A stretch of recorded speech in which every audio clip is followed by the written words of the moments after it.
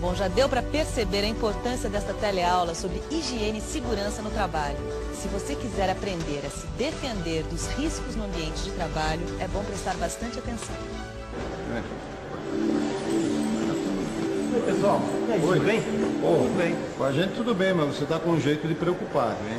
Sabe o que é? Na verdade, eu estou preocupado com uma coisa aqui na nossa fábrica. Com a conta de luz? Não, João, pelo jeito que ele está falando, é coisa séria, hein? Mas o que pode ser mais sério numa fábrica do que a conta de luz? O inimigo invisível. Que inimigo é esse, Aderbal? Só pode ser imposto de renda. Não é nada disso. Olha, toda empresa tem 1, 2, 3 ou mais inimigos invisíveis. O inimigo invisível pode ser a radiação, pode ser um produto químico ou qualquer outro fator ambiental que nossos sentidos não captam. Você então deu um exemplo de um fator ambiental que nós não estamos captando aqui na fábrica, né? Olha, por exemplo, aqui nesse lugar está cheio de riscos. Por exemplo? Aquela tubulação. Por dentro daquela tubulação passa um gás que não tem cor, não tem cheiro, mas é tóxico. E se não tivesse ali aqueles 2 detectores de gás, vocês já pensaram o que aconteceria se tivesse um vazamento? A gente ia descobrir tarde demais. Agora também tem outra coisa, os riscos também dependem do trabalho que o sujeito está executando. É claro que os riscos dependem da atividade do trabalhador no seu ambiente de trabalho. Um mergulhador, por exemplo, se submete a condições ambientais difíceis, com altas pressões e baixas temperaturas. Agora, tem alguns riscos que também não escolhem a profissão. Esses são os mais perigosos, porque são os riscos mais ignorados. Por isso, vamos dar uma boa estudada nesses riscos que afetam os trabalhadores em geral. Eles são os riscos provocados pelos agentes físicos, químicos e biológicos. Estes riscos provocados por agentes físicos, químicos e biológicos estão descritos numa das normas regulamentadoras do Ministério do Trabalho, a norma NR9. Muitos desses riscos são bastante comuns, mas às vezes os trabalhadores trabalham com ele diariamente, mesmo sem saber. Quer ver só? Por favor, que tipo de indústria você trabalha? Uma indústria metalúrgica. Você sabe a que riscos você está exposto no seu ambiente de trabalho? Vários riscos. Por exemplo? Utilizar luvas na furadeira, transportar uma chapa já ao contrário, sem luvas. Tudo bem, tá claro que o risco depende do tipo de trabalho, mas você não especificou todos esses riscos, Aderbal. Seria bom que você mostrasse alguns exemplos bem reais para a gente entender melhor, né? Tá legal. Então vamos por partes. Olha, vamos começar pelos riscos físicos. Quando as condições físicas do ambiente de trabalho são mais difíceis, como, por exemplo, quando a temperatura é muito alta ou muito baixa, ou o ruído é excessivo, o trabalhador cansa mais, se irrita mais e produz menos, e ainda se expõe mais facilmente ao acidente ou à doença do trabalho. Olha, quer dizer, nesse caso, os fatores físicos estão influenciando negativamente o ambiente.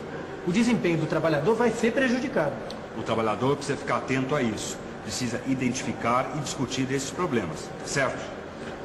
Pense no que acontece no seu ambiente de trabalho e fale com os seus colegas e com os responsáveis pela empresa. Se eles não te ouvirem, é porque o nível de ruído lá dentro está muito alto.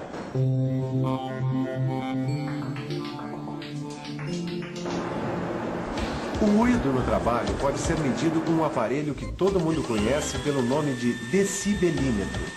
O Ministério do Trabalho estabelece uma norma que diz que para uma jornada de 8 horas de trabalho, o limite máximo tolerável é de 85 decibéis.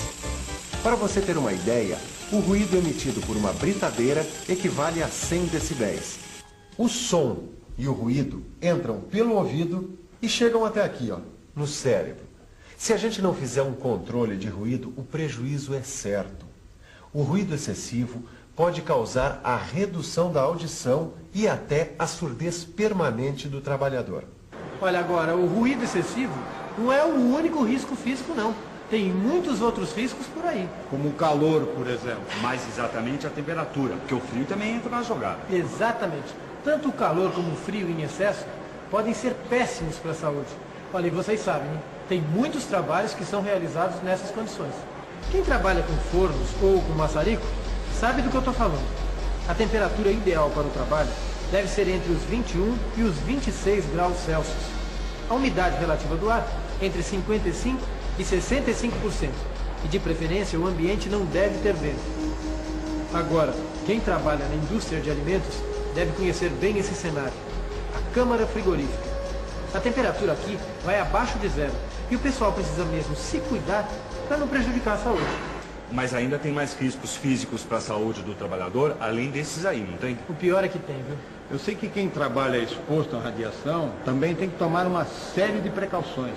É verdade. Quem trabalha com solda elétrica enfrenta esses problemas. Olha, para trabalhar com um equipamento que emite raios ultravioleta, por exemplo, é preciso se tomar alguns cuidados. Veja o pessoal que trabalha com solda elétrica, com metais ou vidros incandescentes, em fornos, fornalhas e em processos de secagem de tinta. Em todas essas situações, o trabalhador está exposto aos raios infravermelhos e ultravioleta. E se o trabalhador não estiver protegido, pode ter um problema de saúde bem sério. Agora, além dos raios infravermelhos e ultravioleta, existem outros tipos de radiação que podem prejudicar o trabalhador. Outro tipo de radiação que oferece riscos são as micro-ondas. O pessoal que trabalha em radares de aeroportos e em empresas de rádio e televisão está exposto às micro-ondas. Tem ainda o raio laser, que é usado no corte em metalúrgicas.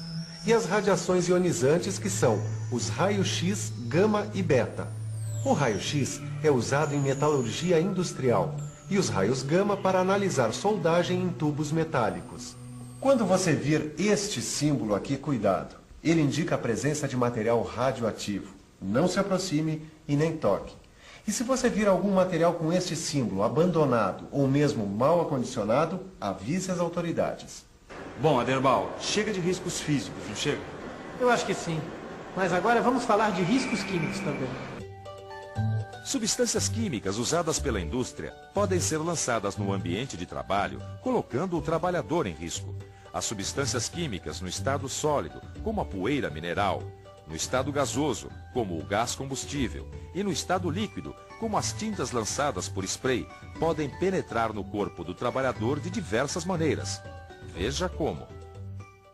O aparelho respiratório é a principal porta de entrada dos agentes químicos no corpo do trabalhador. Se ele respira um produto químico sob a forma sólida ou líquida, esse produto fica retido no pulmão e acaba provocando uma doença pulmonar. Agora, se ele inspirar um agente químico na forma de gás, o problema é maior ainda, porque esse gás atravessa os pulmões. Ele entra na corrente sanguínea e atinge vários outros órgãos, podendo causar uma infinidade de problemas. O aparelho digestivo também pode ser a vítima de um produto químico. Se o trabalhador come ou bebe com as mãos sujas, pode engolir as substâncias químicas junto, que vão atingir o estômago e o intestino. A pele também pode ser a porta de entrada, especialmente se o trabalhador estiver sem luvas e manusear um produto químico. A pele pode absorver este produto e desenvolver uma das muitas doenças dermatológicas. E ainda tem os olhos. Alguns produtos que ficam no ar causam irritação nos olhos e também podem prejudicar a visão do trabalhador. No caso de intoxicação, não é todo mundo que sabe como agir. Por isso não vá na conversa de qualquer um. Sabe que o médico que atendeu o pessoal quando teve o vazamento aqui na fábrica do lado, disse que não era para dar leite para ninguém? É mesmo? Eu sempre pensei que o leite fosse um desintoxicante. Não, viu, Aderbal? O leite é um alimento, vai para o estômago. Enquanto que as substâncias químicas, na maioria dos casos, vai para o pulmão. Por isso que o leite não é considerado um desintoxicante. Bom, a gente não viu tudo ainda sobre a matéria. É mesmo. Agora vamos dar uma conferida nos riscos biológicos. Os agentes biológicos também podem causar prejuízo no ambiente do trabalhador. Os micro-organismos que aparecem, sobretudo nos hospitais, laboratórios ou na indústria do couro, podem penetrar no corpo do trabalhador e causar doenças profissionais. Claro que a melhor maneira de evitar essas doenças é manter o ambiente de trabalho rigorosamente limpo e higienizado, e a roupa do trabalhador também deve estar impecável. Os processos de esterilização nestes locais servem para eliminar esses micro-organismos.